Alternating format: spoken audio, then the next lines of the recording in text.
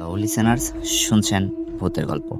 প্রতিবারের মতো আপনাদের মাঝে আবারও চলে আসলাম আজকে একটি ভূতের গল্প নিয়ে। তো গল্পটি যেভাবে লেখা আছে আমি আপনাদেরকে সেভাবেই পড়ে শোনানোর চেষ্টা করছি। তো চলুন চলে যাই আমাদের ঘটনায়।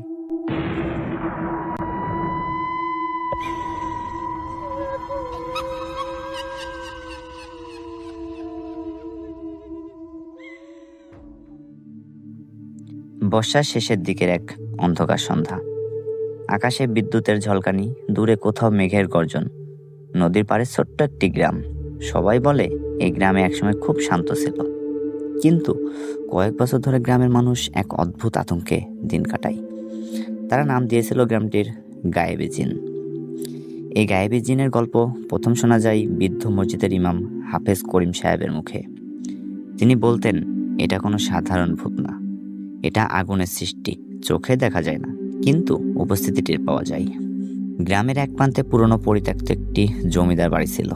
বিশাল দালান, ভাঙা বারান্দা, জানালার কাজ নেই, শুধু কালো অন্ধকার গর্তের মতো ফাঁকা চোখ। কেউ সেখানে যায় না, কারণ রাতে ওখানে থেকে অদ্ভুত আওয়াজ আসে, কখনো হাসির মতো, কখনো আবার কান্নার মতো। একদিন শহর থেকে ফিরে এলো আরিফ। সে বিশ্ববিদ্যালয়ে পড়ে, আধুনিক চিন্তার ছেলে। গ্রামের এসব কুসংস্কার সে বিশ্বাস করতো না। বন্ধুরা তাকে সাবধান করলো প্রথম দিন, ওই বাড়ির দিকে যাস না, গায়েবী জিন আসে ওখানে। আরিফ হেসে বলল, জিন জিন ভূত কিছুই নাই, সব মানুষের ভয়, এসব কিছুই থাকে না। কিন্তু ভয় যে কখন বাস্তব হয়ে ওঠে তা সে কখনো জানতে পারল না। সেদিন রাতেই ঝড় উঠল, বাতাসে শ শ শব্দ, বাঁশবাগান কাঁপছে। হঠাৎ আরিফের জানালার কাছে ঠক ঠক ঠক ঠক শব্দ। সে ভেবেছিল ডালপালা লাগছে হয়তো, কিন্তু শব্দটা থামছে না, বরং যেন ছন্দময় হয়ে উঠছে। ঠক ঠক ঠক ঠক ঠক ঠক ঠক ঠক। সে উঠে জানালা খুলতেই হিমেল ঠান্ডা বাতাস ঢুকে গেল তার ঘরে, অথচ বাইরে তো গরম বাতাস বইছিল। হঠাৎ সে টের পেল তার ঘরের কোণে অন্ধকারটা যেন ঘন হয়ে উঠছে। অন্ধকারের ভেতরে দুটো লালচে বিন্দু জ্বলছে।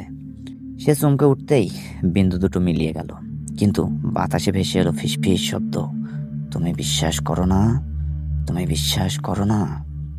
আরিফের বুক কেঁপে উঠল। সে নিজেকে বোঝালো, এটা হয়তো হ্যালুসিনেশন। পরের দিন সকালে গ্রামের মানুষ জানলো রাতে আরিফকে কেউ দেখেছে জমিদার বাড়ির দিকে হাঁটতে। অথচ আরিফ দাবি করলো সে ঘরেই ছিল। তার মা কাঁদতে কাঁদতে বললেন, তুই কি ঘুমের মধ্যে বের হয়েছিলি বাবা? আরিফ চুপ। আরিফ একদম চুপচাপ, কারণ তার জুতোর তলায় কাদার দাগ, অথচ সে তো বাইরে যায়নি। সেই রাতেই আবার ঘটলো একটা ঘটনা। ঘড়িতে রাত 12টা বাজে। হঠাৎ ঘরের দরজাটা নিজে নিজেই খুলে গেল। বাতাস নেই, তবুও দরজাটা কাঁপছে। আরিফ বিছানায় বসে থাকতে থাকতে দেখলো দেয়ালে তার নিজের ছায়া পড়ছে, কিন্তু সে নড়ছে না, তবু ছায়াটা নড়ছে। ছায়াটা ধীরে ধীরে দেয়াল থেকে আলাদা হয়ে মেঝেতে নেমে এলো। তারপর একটা কণ্ঠ, আগুন থেকে সৃষ্টি, আগুনেই শেষ। হঠাৎ ঘরে পোড়া গন্ধ ছড়িয়ে পড়ল। ভয়ে কাঁপতে কাঁপতে আরিফ পরের দিন ইমাম সাহেবের কাছে গেল। হাফেজ করিম সাহেব গভীর দৃষ্টিতে তাকালেন তার দিকে। তুমি ওদের ডেকে এনেছো? আমি আমি কিভাবে ডাকলাম? তুমি অবিশ্বাস করছো, আর সেই বাড়ির সামনে দাঁড়িয়ে চ্যালেঞ্জ করছিলে। দেখি তোমাদের শক্তি। জিনরা অহংকার সহ্য করে না। আরিফের মনে পড়ল বন্ধুদের সামনে সে সত্যিই এমন কথা বলেছিল। ইমাম সাহেব বললেন, ওই জমিদার বাড়ির নিচে আগুনের পোড়া এক কবর আছে। বহু বছর আগে এক ত্রান্তিক সেখানে আগুনের মাধ্যমে জিন বাঁধতে গিয়েছিল, কিন্তু উল্টোটা হয়েছিল। সেই জিন এখনো মুক্ত নয়। সিদ্ধান্ত হলো সেই রাতেই আরিফ, ইমাম সাহেব আর কয়েকজন সাহসী মানুষ মিলে জমিদারের বাড়িতে যাবে। রাত গভীর হলে তারা লণ্ঠন হাতে নিয়ে এগোলো। বাড়ির দরজা ঠেলতেই কেঁদে ওঠার মতো শব্দ হলো। ভেতরে ঢুকতেই লণ্ঠনের আলোটা কাঁপতে লাগলো। দেয়ালে অদ্ভুত ছায়া নড়ছে। হঠাৎ চারিদিক থেকে ফিসফিস আওয়াজ, শত শত কণ্ঠ একসাথে, সে এসেছে, সে এসেছে। আরিফের শরীর ভারী হয়ে গেল। সে যেন নিজের ইচ্ছাই হাঁটছে না, সোজা নিচতলার এক ঘরে গিয়ে দাঁড়ালো। মেঝেতে পোড়া কালো দাগ, চক্রাকারে হঠাৎ আগুনের শিখা নিজে নিজে থেকেই জ্বলে উঠল মেঝোতে। আগুনের ভেতর থেকে আবছা অবয়ব, মানুষের মতো, একদম মানুষের মতো, কিন্তু চোখ দুটো জ্বলন্ত কয়লার মতো লাল। তুমি আমাকে ডেকেছো? কণ্ঠটা যেন আগুনের গর্জন। ইমাম সাহেব কোরআনের আয়াত পড়তে শুরু করলেন। বাতাস ভারী হয়ে উঠল, আগুন ছড়িয়ে পড়তে লাগলো দেয়ালে। জিন চিৎকার করে উঠল, আমি আগুন, আমাকে আগুন দমাতে পারবে না। হঠাৎ বাড়ির ছাদ কাঁপতে শুরু করলো, মাটির নিচ থেকে যেন গুঞ্জন উঠছে। আরিফ অনুভব করলো কিছু একটা তার ভেতরে ঢুকে যাচ্ছে। সে চিৎকার করে উঠল, তার চোখ লাল হয়ে উঠল। সে অন্য কণ্ঠে বলল, এই দেহ এখন আমার, এই দেহ এখন আমার। গ্রামের লোকজন পালাতে চাইল, কিন্তু দরজা এমনিতেই বন্ধ হয়ে গেল। ইমাম সাহেব উচ্চস্বরে আয়াত পড়তে থাকলেন। লণ্ঠনের আগুন অদ্ভুতভাবে নীল হয়ে উঠল। জিনের অভাব কাঁপতে লাগলো। আরিফ মাটিতে পড়ে ছটফট করছে। আমাকে মুক্তি দাও, আমি বন্দি। কণ্ঠটা এবার করুণ। ইমাম সাহেব বললেন, আগুনের অহংকার ছেড়ে আল্লাহর কাছে আত্মসমর্পণ করো। এক বিকট চিৎকারে পুরো দালান কেঁপে উঠল। আগুন হঠাৎ নেমে গেল, অন্ধকার চারিদিকে। কিছুক্ষণ পর দরজা আবারও এমনিতেই খুলে গেল। বাইরে ভোরের আলো। আরিফ অচেতন অবস্থায় পড়ে আছে। তাকে বাড়ি নিয়ে যাওয়া হলো। সেদিনের পর জমিদার বাড়ি আর কখনো সেই ভয়ঙ্কর আওয়াজ করেনি। কিন্তু গল্প এখানেই শেষ নয়। ঠিক 1 মাস পর, শহরে ফিরে যাওয়ার আগে আরিফ আয়নায় তাকিয়ে দেখল তার নিজের ছায়া স্বাভাবিক, কিন্তু আয়নার কোণে ক্ষীণ লাল দুটি বিন্দু জ্বলছে। আর ফিসফিস শব্দ, আমি মুক্ত, কিন্তু পুরোপুরি না। হঠাৎ ঘরের বাতাস ঠান্ডা হয়ে গেল। আরিফ ধীরে ধীরে বুঝলো গায়েবী জিন হয়তো বাড়ি ছেড়েছে, কিন্তু তাকে নয়। তারপর থেকে মাঝে মাঝে গভীর রাতে সে আগুনের গন্ধ পায়। তার ছায়া কখনো কখনো তার আগে হাঁটে। আর যখন সে একা থাকে, কেউ যেন ফিসফিস করে বলে, আগুন থেকে সৃষ্টি আগুনেই শেষ। গ্রামের মানুষ এখনো বলে গায়েবী জিন পুরোপুরি যায়নি, সে শুধু নতুন ঠিকানা নিয়েছে। আর যদি কোনো এক ঝড়ের রাতে তুমি জানালায় ঠক ঠক শব্দ শুনতে পাও, মনে রেখো, সব ভয় কুসংস্কার নয়। কিছু ভয় আগুনের মতো, দেখা যায় না, কিন্তু ছুঁয়ে দিলে পুড়িয়ে দেয়। শুনছিলেন ভূতের গল্প। তো লিসেনার্স, গল্পগুলো কেমন লাগে আপনাদের কাছে অবশ্যই কমেন্ট করে জানাবেন। আর আপনারা চাইলে আপনাদের ঘটনা আমাদেরকে পাঠাইতে পারেন, আমি আপনাদেরকে পড়ে শোনাবো। কারণ এই গল্পগুলো আমি সবসময় চ্যাটজিপিটি থেকে নিয়ে থাকি। চ্যাটজিপিটি থেকে নিয়ে আমি নিজে পড়ি এবং আপনাদেরকে পড়ে শোনাই, কারণ আমি নিজে অনুভব করি, আপনাদেরকেও অনুভব করাই। যাই হোক, কেমন লাগে অবশ্যই কমেন্ট করে জানাবেন। আর যদি আপনারা চান যে আপনাদের ঘটনা আমাদেরকে পাঠাবেন, তবে ডেসক্রিপশন বক্সে আমি আমার জিমেলটি দিয়ে দিব। অবশ্যই সেখান থেকে আপনারা আপনাদের গল্পগুলো পাঠাতে পারবেন। আপনাদের গল্পগুলো পাঠাইতে আমাদেরকে জিমেল করবেন। অবশ্যই আমার জিমেলটি বলে দিব আমি। জিমেলটির স্পেলিং বলতেছি আমি, BHOOTPET ভূতপেট3@gmail.com। তো এই জিমেলটি আমি ডেসক্রিপশন বক্সেও দিয়ে দিব। আপনারা চাইলে সেখান থেকেও আমাদেরকে ঘটনা পাঠাইতে পারেন। তো বেশি কথা বলবো না, আমরা চলে যাব সরাসরি আমাদের দ্বিতীয় ঘটনায়। চলুন চলে যাওয়া যাক আমাদের দ্বিতীয় ঘটনায়।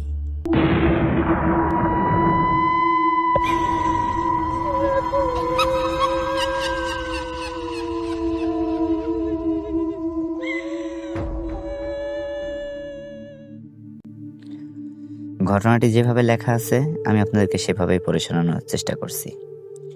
গভীর রাত, আষাঢ় মাসের শেষের দিক। আকাশে মেঘ নেই, তবুও চাঁদের আলোটা কেমন ফ্যাকাশে লাগছে। আমি সেদিন পাশের গ্রাম থেকে ফিরছিলাম। বন্ধুর ছোট ভাইয়ের জন্মদিন ছিল। আমাদের গ্রাম থেকে ওদের গ্রাম প্রায় 5 কিলোমিটার দূরে। যাওয়া আসার একটাই রাস্তা, পুরনো কাঁচা পথ, দুপাশে ধান ক্ষেত, আর মাঝে মধ্যে শিমুল, বট গাছ আর কদম গাছ। তখন রাত প্রায় 12টা বাজে। সাইকেলের হেডলাইটটা খুব একটা কাজের না। ডাইনামা ঘুরলে মিটমিট করে জ্বলে আলো, থামলেই নিভে যায়। প্যাডেল চালাতে চালাতে বুঝতে পারছিলাম চারপাশে নীরবতা যেন স্বাভাবিকের চেয়েও বেশি। ঝিঝি পোকার ডাকও কেমন যেন থেমে থেমে। আমাদের রাস্তার মাঝামাঝি একটা জায়গা আছে, লোকজন শ্মশানতলা মোড় বলে। অনেক বছর আগে নাকি সেখানে শ্মশান ছিল একটা। এখন আর কিছুই নেই, শুধু একটা বিশাল বটগাছ আর পাশে শুকনো পুকুরের খাদ। ছোটবেলা থেকে শুনে এসেছি ওই জায়গাটা রাতের বেলায় এড়িয়ে চলতে হয়, কিন্তু এসব গল্পে আমি কখনো বিশ্বাস করতাম না। সেদিনও ভাবছিলাম ভুটটুত কিছুই না, সব মন গড়া। তবু শ্মশানতলার দিকে এগোতেই অদ্ভুত এক ঠান্ডা হাওয়া গায়ে এসে লাগলো আমার। আশেপাশে বাতাস একদম ছিল না, কিন্তু ওই জায়গাটার কাছে আসতেই কেমন শিরশির ঠান্ডা। হঠাৎ লক্ষ্য করলাম সাইকেলের চেন যেন ভারী হয়ে গেছে। প্যাডেল ঘোরাতেই কষ্ট হচ্ছে আমার। মনে হলো কেউ পেছন থেকে সাইকেলটা ধরে টানছে আমার। আমি থামলাম, পেছনে তাকালাম, কেউ নেই। চারপাশ একদম ফাঁকা, শুধু বটগাছের ছায়া রাস্তার উপর লম্বা হয়ে পড়ছে। আবার প্যাডেল মারতে শুরু করলাম, এবার আরো ভারী হয়ে উঠল। ঠিক তখনই কানে এলো খুব আস্তে একটা মেয়েলি গলা, এই দাঁড়াও। আমি প্রথমে ভাবলাম হয়তো কানে ভুল শুনেছি আমি। গভীর রাতে অনেক সময় এমন হয়, কিন্তু নিজেকে বুঝিয়ে আবার এগোলাম। কিন্তু কয়েক সেকেন্ড পর আবার, শুনছো না, দাঁড়াও, দাঁড়াচ্ছ না কেন? এবার গলাটা স্পষ্ট, একদম খুব কাছে, যেন আমার কানের পাশে এসেই ফিসফিস করছে। বুকের ভেতরটা কাঁপতে লাগলো আমার। সাইকেল থামিয়ে চারিদিক তাকালাম। রাস্তার বাঁ পাশে বটগাছ, ডান পাশে খালি মাঠ, কোথাও কোনো মানুষ নেই। ঠিক তখনই দেখলাম বটগাছের নিচে সাদা কাপড় পরা একটা মেয়ে দাঁড়িয়ে আছে। চাঁদের আলোয় তার মুখটা পুরো স্পষ্ট দেখা যাচ্ছে না, কিন্তু বুঝলাম সে আমার দিকেই তাকিয়ে আছে। লম্বা চুল, পা দুটো যেন মাটিতে পুরোপুরি ছয় না। আমি স্থির হয়ে গেলাম, গলা শুকিয়ে কাঠ আমার। তবু নিজেকে সাহস দিয়ে বললাম, কে? এত রাতে এখানে দাঁড়িয়ে আছো কেন? কোনো উত্তর নেই। সে ধীরে ধীরে রাস্তার দিকে এগোতে লাগলো। আমি সাইকেল নিয়ে পৌঁছাতে চাইলাম, কিন্তু সাইকেল নড়ছে না আমার, যেন চাকা মাটির সঙ্গে আটকে গেছে আমার সাইকেলটার। মেয়েটা এবার একেবারে রাস্তার মাঝখানে এসে দাঁড়ালো। চাঁদের আলোয় তার মুখটা একটু পরিষ্কার হলো। মুখটা ফ্যাকাশে, চোখ দুটো অস্বাভাবিক বড়, আর ঠোঁট একদমই নীলসে। সে হালকা হাসলো আমাকে দেখে। আমাকে একটু বাড়ি পৌঁছে দেবে? মেয়েটা বলল। গলার স্বরটা একদম অদ্ভুত, একসঙ্গে দূর থেকেও আসছে, আবার খুব কাছ থেকেও। আমি কাপা গলায় বললাম, কোথায় তোমার বাড়ি? কোথায় যাবে তুমি? সে ডান হাত তুলে রাস্তার উল্টো দিকে শুকনো পুকুরের দিকে ইশারা করলো। সেখানে তো কোনো বাড়ি নেই, শুধু আগাছা আর কাদা। আমি বললাম, ওদিকে তো কিছুই নেই। সে এবার মাথা কাত করে তাকালো। তার চোখের মণি যেন হঠাৎ বড় হয়ে গেল। ছিল, আগে ছিল, তুমি জানো না। আমার মাথায় হঠাৎ দাদুর কথা মনে পড়ল। দাদু বলতেন অনেক বছর আগে শ্মশানতলার কাছে এক নববধূর লাশ পাওয়া গিয়েছিল। বিয়ের কয়েকদিন পরই নাকি সে নিখোঁজ হয়। কেউ জানে না কি হয়েছিল। আমি আর এক মুহূর্ত দাঁড়াতে চাইছিলাম না ওখানে। জোরে প্যাডেল মারার চেষ্টা করলাম। আশ্চর্যের ব্যাপার, এবার সাইকেল একদম হালকা, যেন কিছুই হয়নি। আমি পুরো শক্তি দিয়ে প্যাডেল মারতে শুরু করলাম, কিন্তু পেছন থেকে আবার সেই গলা, আমাকে ফেলে যাচ্ছ, আমাকে ফেলে চলে যাচ্ছ একা। সাইকেলের পেছনে হঠাৎ বাড়তি ভার অনুভব করলাম আবার। মনে হলো কেউ ক্যারিয়ারে বসে আছে। সাইকেল দুলতে লাগলো। পেছনে তাকানোর সাহস হচ্ছিল না আমার। তবু এক ঝলক তাকাতেই দেখলাম ক্যারিয়ারে সাদা কাপড়ের একটা অংশ উঠছে। আমি চিৎকার করে উঠলাম, প্যাডেল আরো জোরে মারতে লাগলাম।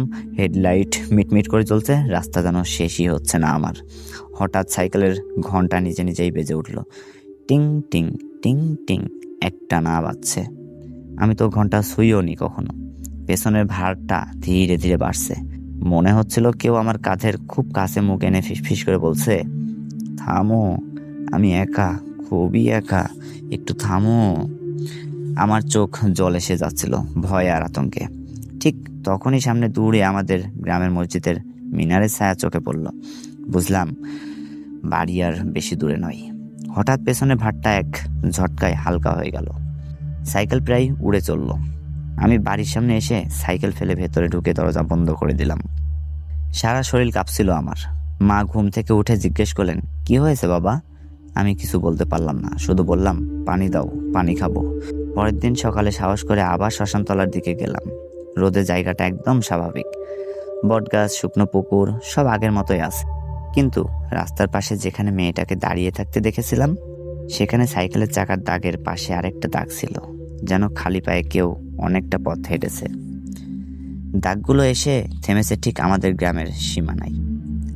আরও অদ্ভুত বিষয় হলো, সাইকেলের ক্যারিয়ারে কাদামাটি হালকা সাপ, যেন কেউ ভেজা পা দিয়ে বসেছিল। সেদিন বিকেলে গ্রামের এক বৃদ্ধের কাছে শুনলাম, প্রায় 15 বছর আগে শ্মশানতলার পাশে সত্যি এক মেয়ের মৃতদেহ পাওয়া গিয়েছিল। তার বাড়ি নাকি ছিল ওই শুকনো পুকুরের জায়গায়। বিয়ের পর স্বামীর সঙ্গে ঝগড়া করে সে রাতে বেরিয়েছিল, তারপর আর বাসায় ফিরেনি। সেদিনের পর থেকে আমি আর কখনো গভীর রাতে ওই রাস্তার দিক দিয়ে যাইনি। অনেকেই বলে ভয় পেলে হয়তো চোখে ভুল দেখে, কিন্তু সাইকেলের ক্যারিয়ারে সেই কাতার দাগ, ঘন্টা নিজে নিজে বেজে ওঠা, আর পেছনে বসে থাকা অদৃশ্য ভার আজও মাঝে মধ্যে গভীর রাতে ঘুম ভেঙে গেলে কানে ভেসে আসে, আমাকে একটু বাড়ি পৌঁছে দেবে?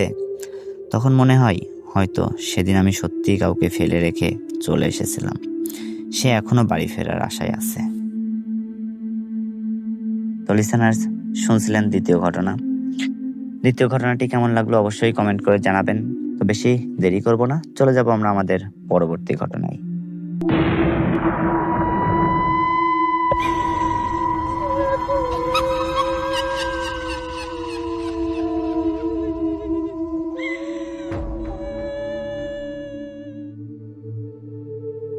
তো গল্পটি যেভাবে লেখা আছে আমি আপনাদেরকে সেভাবেই পড়ে শোনানোর চেষ্টা করছি। রাত প্রায় 12টা বাজে, আষাঢ়ের শেষের দিক। আকাশে মেঘ নেই, তবু বাতাস কেমন একটা ভেজা গন্ধ। আমি তখন ছিলাম চাঁদপুরের এক প্রত্যন্ত গ্রামে, নাম কাশেমপুর।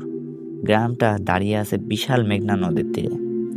এই নদীকে নিয়ে বহু গল্প শুনেছি, কিন্তু সেদিন যা দেখেছিলাম তা গল্প না, একদম সত্য ঘটনা বললেই আজও মনে হয়। আমি সেখানে গেছিলাম আমার খালাতো ভাই রাশেদের বাড়িতে। ওদের বাড়ির পেছনেই নদী। সন্ধ্যার পর থেকেই ওদের বাড়িতে অদ্ভুত এক নিয়ম, কেউ একা নদীর ধারে যায় না, বিশেষ করে রাতের দিকে তো আরোই না। আমি শহরের মানুষ, এসব কুসংস্কার ভেবে হেসে উড়িয়ে দিয়েছিলাম। রাশেদের দাদি, সবার প্রিয় হালিমা খালা, আমাকে প্রথম রাতেই সাবধান করেছিলেন, বাবা, মেঘনার পানি শান্ত দেখলে ভুল করিস না, পানির নিচে যারা থাকে তারা মানুষ না। আমি মুচকি হেসে জিজ্ঞেস করেছিলাম, কে থাকে খালা? মাছ, ওখানে তো মাছই থাকে। তিনি ফিসফিস করে বললেন, জিন থাকে ওখানে, জিন থাকে। নদীর তলায় ওদের বসবাস, বিশেষ করে মাঝরাতে তারা উপরে ওঠে। তার চোখের ভেতরে এমন একটা ভয় দেখেছিলাম যা অভিনয় হতে কখনোই পারে না। প্রথম রাতের অদ্ভুত শব্দ। সেদিন রাতেই প্রথম ঘটনাটা আসলে ঘটে। হঠাৎ ঘুম ভেঙে গেল একটা অদ্ভুত শব্দে। মনে হলো যেন কেউ পানির ভেতর থেকে ভারী কিছু টেনে তুলছে। জানালা খুলে তাকাতেই দেখি নদীর দিকে কুয়াশার মতো সাদা ধোঁয়া উঠছে, অথচ তখন বর্ষাকাল। কুয়াশা হওয়ার প্রশ্নই আসে না। চাঁদের আলো সরাসরি পড়ছে পানির ওপর। হঠাৎ দেখলাম নদীর মাঝখানে পানি গোল হয়ে ঘুরছে, যেন বিশাল কোনো চাকা ঘুরছে পানির নিচে। আমার শরীর ঠান্ডা হয়ে গেল। আরও ভয়ঙ্কর ব্যাপার হলো, পানির ভেতর থেকে ভেসে আসছে ফিসফিস শব্দ, আরবি ভাষার মতো শোনাচ্ছিল, কিন্তু পুরোটা বোঝা যাচ্ছিল না। শব্দটা পরিষ্কার হচ্ছিল। আমি দরজা খুলে বাইরে বেরোতেই রাশেদ দৌড়ে এলো। তুই বাইরে কেন? এত রাতে বাইরে কেন? আমি নদীর দিকে ইশারা করতেই ওর মুখ ফ্যাকাশে হয়ে গেল। ও ফিসফিস করে বলল, ওরা উঠে আসছে। পরের দিন সকালে গ্রামে হইচই পড়ে গেল। পাশের বাড়ির জেলে মতিউরকে মৃত অবস্থায় পাওয়া গেছে নদীর ঘাটে। তার শরীরে কোনো আঘাতের চিহ্ন নেই, কিন্তু চোখ দুটো এতটাই বিস্ফারিত ছিল যেন জীবনের শেষ মুহূর্তে সে ভয়াবহ কিছু দেখেছে। লোকজন বলা বলি করছিল সে নাকি মাঝরাতে একা জাল ফেলতে গিয়েছিল। যাওয়ার আগে নাকি বলেছিল আজ বড় মাছ উঠবে, কিন্তু মাছের বদলে কি উঠেছিল? মতিউরের লাশ। মতিউরের লাশ ধোয়ার সময় নাকি তার বুকের ওপর কাদামাটির মতো কালচে দাগ পাওয়া যায়, যেন কেউ পানির নিচ থেকে শক্ত করে চেপে ধরছিল। হালিমা খালা তখন বললেন, ওরা পছন্দ করে না কেউ রাতে ওদের এলাকায় যাক। আমি তখনও বিশ্বাস করতে চাইছিলাম না, কিন্তু ভেতরে ভেতরে একটা অস্বস্তি কাজ করছিল আমার। রাশেদ আমাকে নিয়ে গেল নদীর এক কোণে, যেখানে একটা পুরনো ভাঙা সিঁড়ি আছে। ও বলল এই ঘাটটা আগে ব্যবহার হতো, কিন্তু 5 বছর ধরে কেউ আসে না এখানে। 5 বছর আগে এখানে এক মাদ্রাসার ছাত্র ডুবে মারা যায়, তার আগে এক বৃদ্ধ, তারও আগে 2জন জেলে মারা যায় এখানে। সবাই নাকি একই কথা বলছিল, পানির নিচে কেউ পা টেনে ধরছিল। আমি ঘাটের শেষ সিঁড়িতে পা রাখতেই কেমন যেন শিরশির ঠান্ডা লাগলো। দুপুরের রোদ, তবু পানির কাছাকাছি একটা অস্বাভাবিক ঠান্ডা বাতাস বইছে। হঠাৎ দেখি পানির ভেতর একটা ছায়া নড়ছে। প্রথমে ভাবলাম বড় মাছ হয়তো, কিন্তু ছায়াটা থেমে গেল ঠিক আমার সামনে। তারপর ধীরে ধীরে উপরে উঠতে লাগলো। আমি জমে গেলাম। পানির ভেতর থেকে ভেসে উঠলো একটা মুখ, মানুষের মতো, কিন্তু চোখ দুটো পুরো সাদা। চোখে কোনো মনি নেই, চুলগুলো লম্বা, পানির মধ্যে ভাসছে। সেই মুখটা আধা সেকেন্ডের বেশি ছিল না ওখানে, আবার ডুবে গেল। আমি পিছিয়ে আসতেই পা পিছলে পড়ে যাচ্ছিলাম। রাশেদ টেনে ধরলো আমাকে। তুইও দেখছিস? ওর কণ্ঠ কাঁপছে। আমি কোনো কথা বলতে পারছিলাম না। সন্ধ্যায় আমরা গেলাম গ্রামের মসজিদের ইমামের কাছে। তিনি ছিলেন বৃদ্ধ মানুষ, নাম মাওলানা করিমউদ্দিন। আমাদের কথা শুনে তিনি দীর্ঘশ্বাস ফেললেন। এই নদীর নিচে এক পুরনো বসতি ছিল। ব্রিটিশ আমলে নদীর গতিপথ বদলে গেল, পুরো গ্রাম ডুবে যায়। তখন থেকেই বলা হয় কিছু জিন ওই ডুবে যাওয়া স্থানে আশ্রয় নিয়েছে। তিনি বললেন, জিনদেরও নাকি এলাকা থাকে, কেউ তাদের সীমা লঙ্ঘন করলে তারা শাস্তি দেয়। তোমরা যদি আবার কিছু দেখো, কাছে যেও না কখনো। বিশেষ করে যদি কেউ পরিচিত কণ্ঠে ডাক দেয়, সাড়া দিও না কখনো। এই কথাটা শুনে আমার বুক ধরফর করে উঠল। সেই রাতেই সবকিছু চূড়ান্ত রূপ নিল। ঘুমের মধ্যে শুনলাম কেউ আমার নাম ধরে ডাকছে, আরিফ, আরিফ। চোখ খুলে দেখি জানালার বাইরে রাশেদ দাঁড়িয়ে আছে। চল, নদীর ধারে চল, বড় কিছু দেখব। আমি অবাক, রাশেদ তো পাশের ঘরেই ঘুমাচ্ছে। আমি দরজা খুলে বাইরে এলাম। রাশেদের মতো দেখতে, ছায়াটা নদীর দিকে হাঁটছে। আমি অনুসরণ করতে লাগলাম, যেন কারো অদৃশ্য টানে টানা হচ্ছি। নদীর ঘাটে পৌঁছাতে সে থামলো। চাঁদের আলোয় মুখটা ধীরে ধীরে বদলে গেল। চোখ দুটো সাদা হয়ে উঠল, ঠোঁট ফাঁকা হয়ে ভেতর থেকে কালো পানি ঝরছে।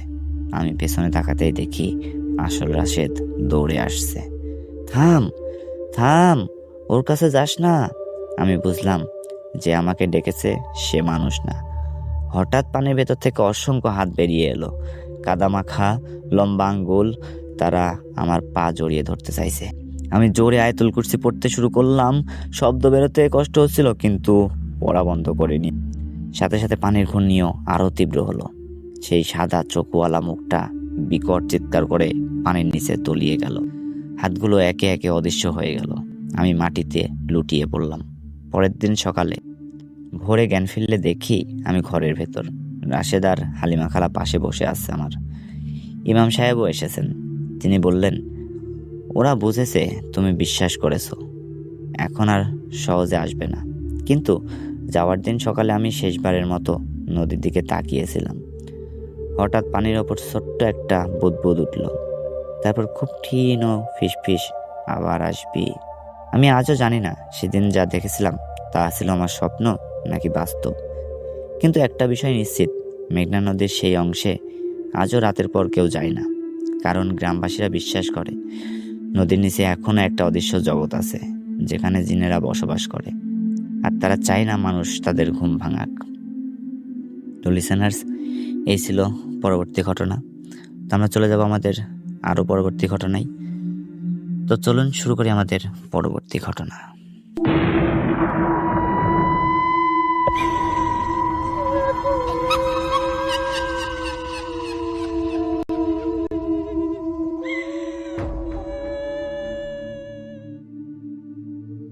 ঘটনাটি যেভাবে লেখা আছে আমি আপনাদেরকে সেভাবেই পড়ে শোনানোর চেষ্টা করছি।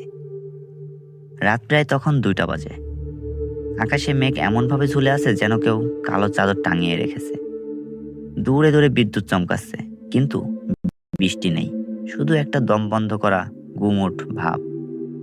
আমাদের গ্রামটার শেষ প্রান্তে পুরনো শ্মশানটার পাশ দিয়েই একটা সরু নদী বয়ে গেছে।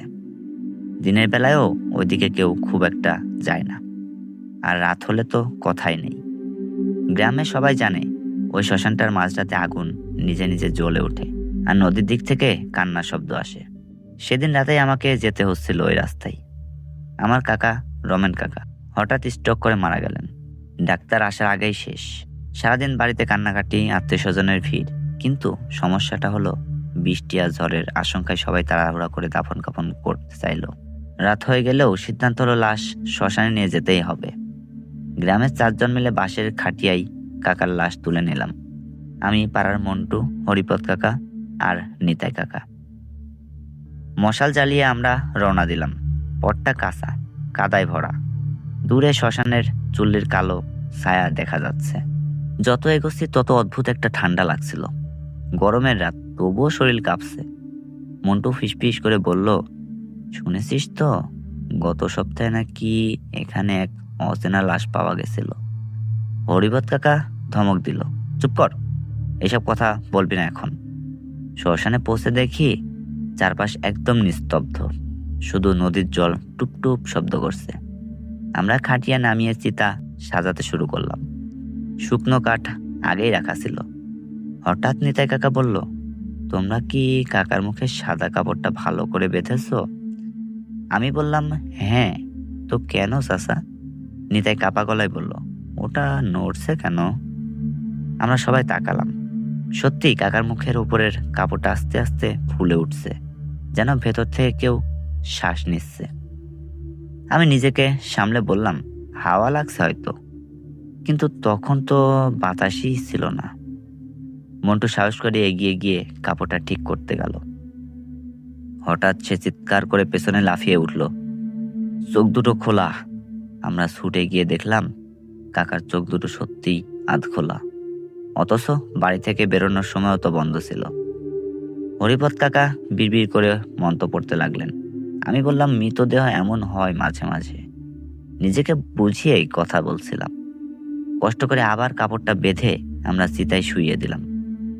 আগুন ধরাতে যাব এমন সময় নদীর দিক থেকে একটা দীর্ঘ কান্নার শব্দ ভেসে এলো, যেন কোনো মহিলা বুক ফাটিয়ে কান্না করছে। আমরা সবাই থেমে গেলাম। নিতাই বলল, কে ওখানে? ওখানে কে? কোনো উত্তর নেই, শুধু আবার সেই কান্না। এবার একটু কাছে। মন্টু বলল, আমি যাচ্ছি না, আমি বাড়ি ফিরবো। আমি রেগে গিয়ে বললাম, এই অবস্থায় পালাবি লাশ ফেলে? ঠিক তখনই পিছন থেকে খস করে একটা শব্দ হলো। আমরা ফিরে তাকিয়ে দেখি খাটিয়াটা, যেটা একটু দূরে রাখা ছিল, সেটা নিজে নিজে কেঁপে উঠল। হরিপদ কাকা ফিসফিস করে বললেন, এই জায়গাটা ভালো না, তাড়াতাড়ি শেষ করি চলো। আমি কাপা হাতে আগুন ধরলাম। কাঠে আগুন লেগে উঠল। ধীরে ধীরে চিতার শিখা উঁচু হতে লাগলো। কিন্তু অদ্ভুত একটা ব্যাপার, আগুন কাকার শরীরের দিকে যাচ্ছে না। কাঠ পুড়ছে, কিন্তু মাঝখানে যেন কিছু একটা বাধা দিচ্ছে। কাকার শরীর একদম অক্ষত। হঠাৎ কাকার ঠোঁট নড়ল। আমার বুকের ভেতরটা যেন জমে গেল। স্পষ্ট দেখলাম ঠোঁট কাঁপছে। আর তারপর খুব ক্ষীণ একটা শব্দ, পানি, পানি, পানি। মন্টু হুড়মুড় করে দৌড় দিল, নিতাইও তার পেছনে। আমি আর হরিপদ কাকা দাঁড়িয়ে রইলাম ওখানে। হরিপদ কাকা কাঁদো কাঁদো গলায় বললেন, রমেন, তুই যদি কিছু বলতে চাইছিস বল, কিন্তু আমাদের ছেড়ে দে। ঠিক তখনই আগুন হঠাৎ নিভে গেল। চারিদিক অন্ধকার, শুধু বিদ্যুতের ঝলকানিতে মাঝে মাঝে সব দেখা যাচ্ছে। একটা প্রবল ঠান্ডা হাওয়া বইল। নদীর দিক থেকে সাদা কাপড় পরা একটা অবয়ব ধীরে ধীরে এগিয়ে আসছে। মুখ দেখা যাচ্ছে না, কিন্তু তার পা মাটিতে ছুঁইছে না। আমি চোখ কসলালাম, ভ্রম নাকি? না, সে এগিয়ে আসছে আমাদের দিকে, আর কাকার চিতার পাশে দাঁড়ালো। তারপর যা হলো সেটা আমি কোনোদিনও ভুলতে পারবো না। সাদা অবয়বটা ধীরে ধীরে কাকার দেহের ওপর ঝুঁকলো, আর কাকার দেহটা হালকা ধোয়ার মতো উঠে দাঁড়ালো। আগুন না থাকলেও তার শরীরের চারপাশে লাল আভা। আমি দেখলাম দুটো ছায়া একসাথে মিশে গেছে। তারপর একটা বিকট চিৎকার। আমার চোখের সামনে সব অন্ধকার হয়ে গেল। কখন যে জ্ঞান হারিয়েছিলাম জানি না। ভোরের আলোয় চোখ খুলে দেখি আমি একা পড়ে আছি শ্মশানে। পাশে হরিপদ কাকা অজ্ঞান। চিতার জায়গায় শুধু পোড়া কাঠ, কিন্তু কাকার দেহ নেই, খাটিয়াটাও নেই, মন্টু আর নিতাইও নেই। কিছুক্ষণ পর গ্রাম থেকে লোকজন এলো। তারা বলল, মন্টু আর নিতাই ভোরের আগেই বাড়ি পৌঁছে গেছে, কিন্তু দুজনেই নাকি পাগলের মতো আচরণ করছে। বারবার বলছে, ওটা রমেন কাকা ছিল না, ওটা অন্য কেউ। সবচেয়ে ভয়ঙ্কর ব্যাপারটা জানলাম তখন। গ্রামের বৃদ্ধ মধুসূদন কাকা বললেন, আজ থেকে ঠিক 1 বছর আগে এই রাতেই নদীতে এক অচেনা মহিলার লাশ ভেসে উঠছিল। কেউ তাকে দাহ করেনি। সে নাকি নিজের সঙ্গী খুঁজে বেড়ায়। আমি কথা বলতে পারছিলাম না, কারণ ভোরের আলোয় আমি স্পষ্ট দেখেছি চিতার জায়গায় কাকার আঙ্গুলের ছাপ মাটিতে আঁকা, যেন কেউ নখ দিয়ে মাটি খুঁড়ছে। আর পাশে ভেজা কাদায় দুটো পায়ের ছাপ, একটা কাকার আর একটা সরু মেয়েদের মতো। সেদিন রাত থেকে আমি আর ঘুমাতে পারি না। চোখ বন্ধ করলেই দেখি আগুনহীন চিতা, আর কাকার ঠোঁট নড়ছে। কাকা বলছে, পানি পানি পানি। আর মাঝে মাঝে গভীর রাতে আমাদের বাড়ির উঠোনে কাদামাখা পায়ের ছাপ দেখা যায়। দরজার সামনে এসে থেমে যাই। গতকাল রাতে দরজায় টক টক শব্দ হচ্ছিল, তিনবার শব্দ করছিল। আমি খুলিনি, কারণ জানি যদি খুলতাম তাহলে হয়তো আজ এই গল্পটা বলার মতো বেঁচে থাকতাম না। তো লিসেনার্স, শুনছিলেন ভূতের গল্প। তো আজকের গল্পগুলো এখানেই শেষ করতে হবে, কারণ আমি প্রত্যেকটা এপিসোডে আপনাদেরকে 4টে করে গল্প শোনাই। আপনাদের উৎসাহ পেলে সামনের দিনগুলোতে আরো বেশি করে শোনানোর চেষ্টা করব।